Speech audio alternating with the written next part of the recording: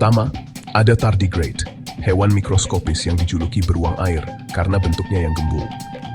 Bayangin, hewan ini bisa bertahan hidup di kondisi ekstrem, mulai dari suhu dingin yang bikin membeku sampai panas yang bikin mendidih. Gak cuma itu, tardigrade juga bisa bertahan hidup tanpa air selama bertahun-tahun.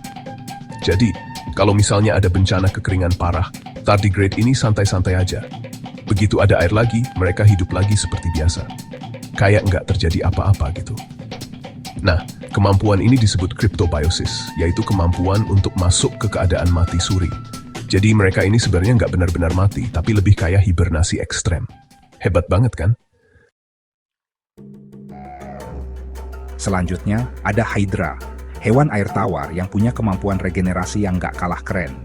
Coba bayangin, kalau Hydra ini dipotong jadi beberapa bagian, setiap bagiannya itu bisa tumbuh jadi individu baru. Jadi, kayak kita lagi main puzzle, tapi puzzle-nya itu bisa hidup dan punya kesadaran sendiri. Gila kan? Rahasianya ada di sel-sel tubuh Hydra yang punya kemampuan regenerasi yang luar biasa. Proses ini bisa terjadi terus-menerus loh. Jadi, bisa dibilang Hydra ini punya potensi untuk hidup abadi. Ya, walaupun pada kenyataannya, Hydra tetap bisa mati karena faktor lain, seperti dimakan predator atau penyakit. Sekarang kita bahas Planaria, cacing pipih yang punya kemampuan regenerasi yang gak kalah gokil dari Hydra. Kalau Hydra bisa tumbuh dari potongan tubuhnya, Planaria ini lebih ekstrem lagi. Mereka bisa meregenerasi seluruh tubuhnya, bahkan dari potongan yang sangat kecil. Jadi, misalkan kita potong Planaria jadi 10 bagian, ya 10 bagian itu bakal jadi 10 Planaria baru. Kebayang nggak sih betapa susahnya ngebunuh Planaria? Kayak musuh di film-film horor yang nggak bisa mati-mati. Tapi tenang, Planaria ini nggak berbahaya kok buat manusia.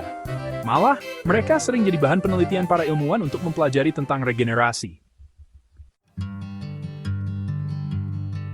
Nah, kalau hewan yang satu ini punya cara yang unik untuk bertahan hidup di musim dingin. Namanya katak kayu. Di musim dingin, ketika suhu udara turun drastis, katak kayu ini bakal membeku. Iya, membeku, kayak es batu. Tapi tenang, mereka nggak mati kok. Mereka masuk ke dalam kondisi mati suri dan membiarkan tubuh mereka membeku sepenuhnya. Jantung mereka berhenti berdetak, organ tubuh mereka berhenti berfungsi, semuanya serba beku. Tapi, begitu musim semi tiba dan suhu udara mulai menghangat, katak kayu ini bakal mencair dan hidup kembali. Ajaib banget kan? Kayak nggak pernah terjadi apa-apa gitu. Terakhir, ada ubur-ubur Turritopsis dohrnii, hewan yang sering disebut sebagai ubur-ubur abadi. Kenapa abadi? Karena ubur-ubur ini punya kemampuan untuk kembali ke tahap polip, tahap awal kehidupan ubur-ubur, setelah mencapai dewasa. Jadi bayangin aja kayak kita, setelah tua dan keriput, tiba-tiba bisa balik lagi jadi bayi. Nah, proses ini bisa terjadi terus-menerus loh. Jadi secara teori, ubur-ubur Turritopsis dohrnii ini bisa hidup selamanya. Tapi ya, sama kayak Hydra, ubur-ubur Turritopsis dohrnii juga tetap bisa mati karena faktor lain, seperti dimakan predator atau terkena penyakit. Itulah 5 hewan yang bisa hidup lagi setelah mati. Semoga video kali ini bermanfaat dan menghibur. Jangan lupa like, komen, dan subscribe untuk fakta menarik lainnya. Sampai jumpa di video berikutnya.